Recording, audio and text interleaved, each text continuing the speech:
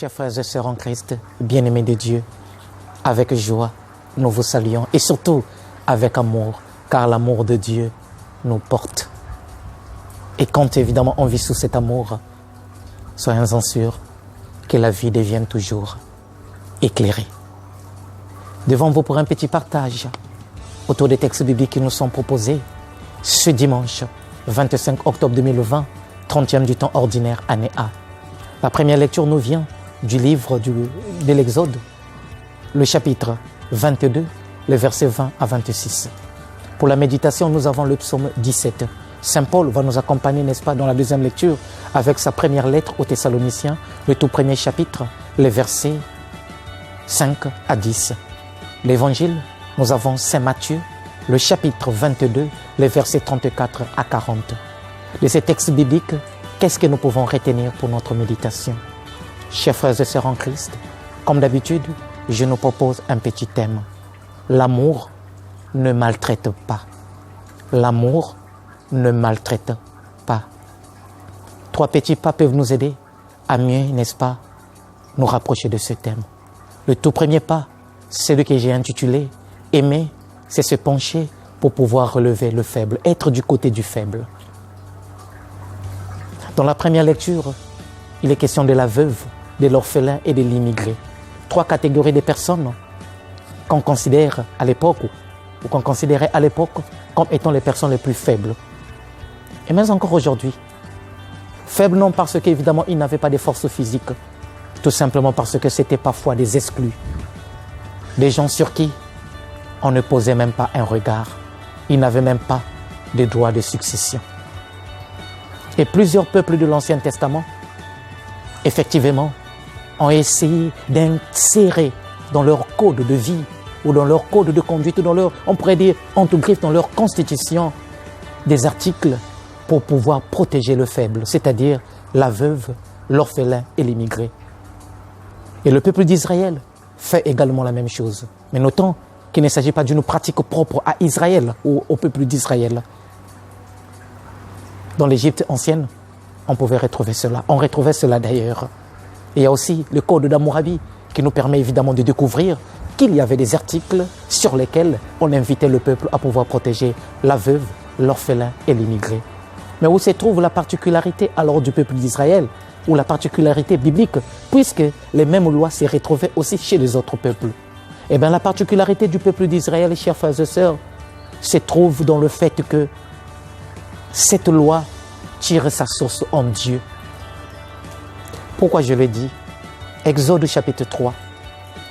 Dieu dit à Moïse, n'est-ce pas, au buisson ardent, « J'ai vu la souffrance de mon peuple. Je compatis avec mon peuple. Alors je suis venu moi-même. Je suis descendu pour pouvoir sauver mon peuple. » Donc c'est Dieu lui-même qui se penche. C'est Dieu lui-même qui se rabaisse pour pouvoir rejoindre celui qui souffre, celui qui est marginalisé, celui qui est écrasé. Comme pour dire, tous les écrasés de la société, tous ceux-là qui sont rejetés, sont des amis et les aimés de Dieu. Oui, Dieu les aime. Bien-aimés de Dieu, une invitation nous est faite aujourd'hui à ce que nous aussi, nous puissions être de ceux-là qui seront toujours capables de nous pencher du côté des plus faibles. Le deuxième point pour notre petite méditation, c'est celui que j'ai intitulé « L'amour nous rapproche de Dieu ». Celui qui aime est proche de Dieu, reflète Dieu, devient la manifestation de Dieu, l'épiphanie de Dieu. L'évangile de ces jours nous donne de voir Jésus qui met au même degré l'amour du prochain et l'amour de Dieu. Quel est le plus grand commandement, maître? Aime Dieu, aime ton prochain. Et donc Jésus nous fait saisir que celui qui aime Dieu doit nécessairement aimer son prochain. Au contraire, celui qui aime son prochain, eh bien, il aime Dieu. Dans le prochain, Dieu se manifeste. L'autre devient en quelque sorte le miroir ou le tableau qui me permet de contempler et de voir Dieu. Aimer Dieu égale aimer le prochain ou vice-versa. On ne peut pas évidemment dire qu'on aime Dieu et détester celui qui est à côté. Saint Jean arrivera à nous faire comprendre que celui qui aime est connu de Dieu. Autrement dit, nous sommes connus par Dieu lorsque nous aimons, lorsqu'on est prêt à aimer. Et surtout, lorsqu'on est prêt à aimer la veuve, l'orphelin, l'immigré, tous les rejetés de la société. Et Saint Jean de la Croix arrivera à dire, nous concevons Dieu dans les vertus, dans la prière, dans la méditation, mais nous l'enfantons dans l'amour du prochain. Autrement dit, le terrain là où nous devrions manifester que nous sommes des amis de Dieu, que nous sommes pétris de Dieu, que la parole habite en nous, c'est le prochain. Dès lors qu'on est à mesure d'ouvrir le cœur, d'aimer, de relever le faible, de soutenir la veuve et l'orphelin, eh bien, nous pouvons alors crier haut et fort, Dieu est en nous. Et Saint Jean, toujours dans sa lettre, arrivera encore à dire, celui qui dit qu'il aime Dieu, alors qu'il déteste son frère, c'est un menteur, un vrai menteur. Et donc les textes bibliques de ce jour nous donnent de comprendre que la vie chrétienne trouve évidemment sa consistance dans le témoignage de vie, dans la pratique du bien. Regardons une fois de plus le livre de l'Exode, chapitre 3. Dieu dit, j'ai vu la souffrance. Et les expressions utilisées, ou l'expression utilisée, l'expression centrale, c'est évidemment, je compatis à la misère de mon peuple. Compatir, ça veut dire souffrir avec l'autre. Et quand Dieu dit, j'ai vu, je compatis à la souffrance de ce peuple qui est écrasé, qui est marginalisé, eh bien, il est en train de nous montrer que notre vie devrait être cela. L'attitude du chrétien, c'est cela. C'est-à-dire lorsque l'autre est maltraité, lorsque l'autre est écrasé, lorsque l'autre est rejeté, eh bien, c'est moi qui suis rejeté. Je m'identifie dans l'autre. La souffrance de l'autre devient mienne. Elle est ma souffrance à moi. Et donc, je ne peux pas cautionner que le frère ou la sœur qui est à côté de moi puisse souffrir. Qu'est-ce que je dois faire? Eh bien, je dois compatir. Je partage cette souffrance. Je partage cette douleur. Et si j'ai la possibilité de lui épargner cela, il faudrait le faire. Et Jésus, lorsqu'il nous parle du jugement dernier, dans Matthieu chapitre 25, le dira très bien. Chaque fois que vous l'avez fait à l'un de ses plus petits, c'est à moi que vous l'avez fait. Le troisième et dernier point, bien-aimé de Dieu, pour notre méditation, est celui que nous avons intitulé « Cultiver en nous le bon sens ». Apprendre à se mettre à la place de l'autre. Oui, cultiver le bon sens dans le sens où nous devions nous aussi apprendre à nous mettre à la place de ceux qui souffrent. Les textes bibliques de ces jours, surtout évidemment l'Évangile, nous fait comprendre, la première lecture autant pour moi, nous a fait comprendre que Dieu écoute les cris de l'orphelin, de la veuve, de l'immigré. Dieu écoute leurs cris. Et Saint Paul, dans la deuxième lecture de ce jour, nous fait comprendre qu'en nous, chrétiens, nous devrions faire résonner la parole de Dieu.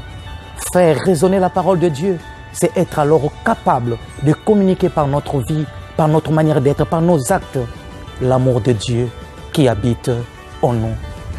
Or, l'amour de Dieu ne peut pas maltraiter. L'amour de Dieu ne peut que nous inviter à être à la place de celui qui souffre. Bien-aimés de Dieu, qui de nous voudrait subir l'esclavage? Qui de nous voudrait que ses enfants un jour soient chassés de leur maison parce que leur papa est décédé? Qui de nous voudrait que sa sœur soit maltraitée parce que son mari est décédé? Qui de nous voudrait qu'un jour, quelqu'un lui prête de l'argent, mais avec un intérêt qui pourrait l'emmener à ne même plus être à mesure de payer cette dette? Qui de nous? Qui de nous voudrait voir son frère? Qui de nous voudrait voir son ami souffrir? Quand on aime, on ne peut pas se réjouir de la souffrance des autres. Alors, apprenons à nous mettre à la place des autres. La première lecture nous a rappelé que la veuve, l'orphelin et l'immigré, effectivement, sur eux, Dieu a posé son regard. Et ce qui est beau, c'est que le Seigneur, en présentant ce texte, rappelle au peuple d'Israël, attention, tu ne dois pas maltraiter l'immigré, parce que toi-même, tu as été aussi immigré. Une manière de lui dire, toi-même, tu as eu à subir le même sort, alors ne le fais pas subir à d'autres. Mais hélas, que parfois nous sommes très loin de cette invitation du Seigneur. Combien sont ces femmes, combien sont ces mamans qui sont maltraitées lors de leur veuvage? Elles perdent leur mari, c'est déjà une douleur, mais c'est comme si ça ne suffisait pas. Qu'est-ce qu'on fait? On vient encore ajouter les poids de la tradition. Que non, il faudrait qu'elle dorme à même le sol, il faudrait qu'elle soit courbée, il faudrait qu'elle ne salue plus les gens. Ok, d'accord, ne plus saluer, tant mieux. En cette période de coronavirus, ça tombe encore mieux. Mais n'est pas se courber à tout moment. Voilà des pratiques parfois inhumaines qui rôdent un peu tout autour du veuvage. Et on s'est dit, on respecte la tradition. Bien-aimé de Dieu, quelle est cette tradition qui voudrait l'esclavage des hommes? Quelle est cette tradition qui est là pour humilier la personne humaine? La tradition, elle est là pour nous élever. La tradition, elle est là pour protéger l'homme. La tradition, elle est là pour protéger le droit du plus faible. Combien sont ces orphelins qui sont chassés de la maison de leur père, tout simplement parce que, on ne veut plus qu'ils puissent occuper la maison. Nous, les Ngwakashi, nous, les oncles, nous, les tantes, nous récupérons. Combien sont ces orphelins qui ont abandonné l'école aujourd'hui parce que, Père Dierry, il n'y a personne pour pouvoir me soutenir? Combien sont ces veuves qui traînent et qui n'ont parfois personne pour leur venir en aide, tout simplement parce qu'elle a été chassée de la maison laissée par son mari? Et par qui? On dit la belle famille. Et je ne sais même pas pourquoi on appelle cela belle famille. Belle famille, vous êtes une famille belle lorsque vous chassez les orphelins. Vous êtes une famille belle lorsque vous maltraitez la veuve. Vous êtes une famille belle lorsque vous maltraitez effectivement les enfants laissés par votre propre frère ou par votre propre sœur. Où est l'évangile? Où est la place de l'évangile? Jésus a-t-il vraiment conquis encore nos cœurs? Lorsque nous sommes capables de ces genres de pratiques, Jésus a-t-il vraiment pénétré nos cœurs? Lorsque nous sommes capables de fermer les yeux devant la souffrance de l'orphelin, et parfois nous sommes des premiers à donner les numéros. S'il y a un problème, appelez l'oncle tel, appelez la tante telle. Mais dès qu'on part, on oublie même ces orphelins. On ne cherche même pas à les visiter, tout simplement pour leur communiquer, ne fût-ce que l'amour de Dieu, le sourire, ou encore pour prendre un peu de leurs nouvelles. Bien-aimés de Dieu, chers frères et sœurs en Christ, l'invitation est faite à chacun de nous aujourd'hui, à ce que nous puissions nous réveiller, à ce que nous puissions nous dire, l'amour de Dieu m'invite tout simplement à ce que je puisse accueillir l'autre, à ce que je puisse défendre ceux qui sont faibles. Que les veuves, que les orphelins, que les immigrés ne puissent pas évidemment souffrir à cause de notre indifférence, montrant-leur que nous les aimons. Ainsi, la parole de Dieu finira par produire de fruits en nous. Le livre de l'Ecclésiastique, le chapitre 35, les versets 16 à 19 nous enseigne que les larmes de la veuve coulent sur les joues de Dieu et son cri est entendu par Dieu. C'est lui qui l'a fait pleurer, en rendra un jour compte. Que Dieu vous bénisse, que Dieu vous garde, que Dieu vous protège.